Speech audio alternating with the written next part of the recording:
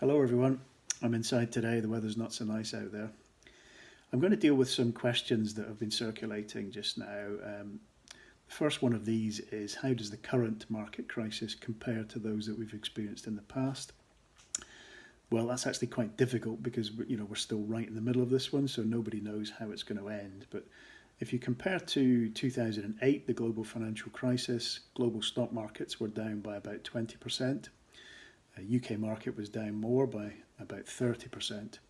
And so far in 2020, global markets are down by 13 to 14%, and the UK market's down about 22%. So you can make some comparisons, but we really don't know how this is going to end yet. There'll be more ups and downs on a daily basis, and quite often during positive years for stock markets, there are long periods of negative returns during that year, and vice versa. So during negative years, you actually can look like you're going to make some money that year, and it turns out to be the opposite. So we really can't tell how 2020 is going to end just now.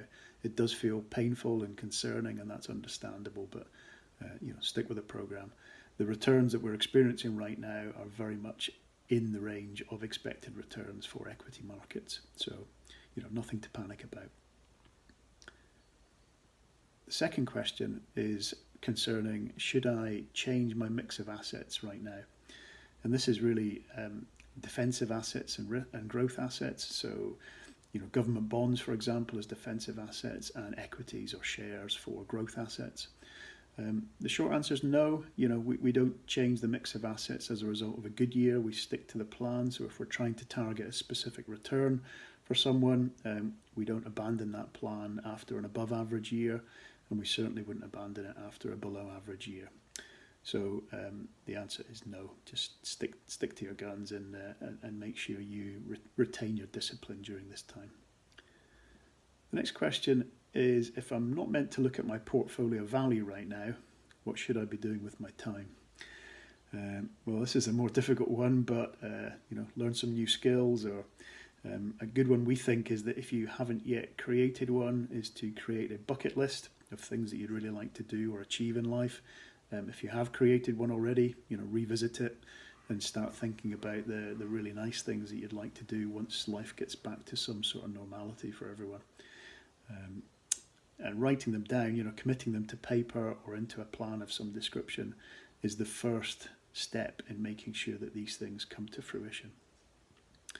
And we've had plenty of examples where we've done that with clients, and we're just gradually ticking these things off one by one. It's a very rewarding part of our job. The next question is this a good time to invest?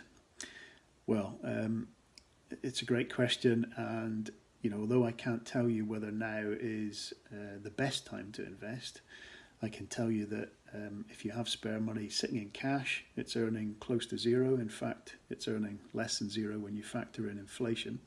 It's got a negative real return expectation every year. So if you have money sitting doing nothing, earning you nothing, and you want to invest for the longer term, investment markets are pretty attractive. Yeah, the sales are on. I often joke that this is the only industry where we put the sales on and nobody wants to buy, because it's all about emotion, and people's emotions at that stage are saying to them they should run a million miles away from anything risk related. But in the long term, buying in at discounts of 10-20% versus previous values have got to be sensible considerations for people who want to allocate money for the long term. Okay, those are all the questions I've got time to answer just now, but I hope they've been of some help. If you have other questions that you would like addressed, please contact me. Happy to deal with those in a future video. So until then, stay safe and keep fit and healthy. Bye-bye.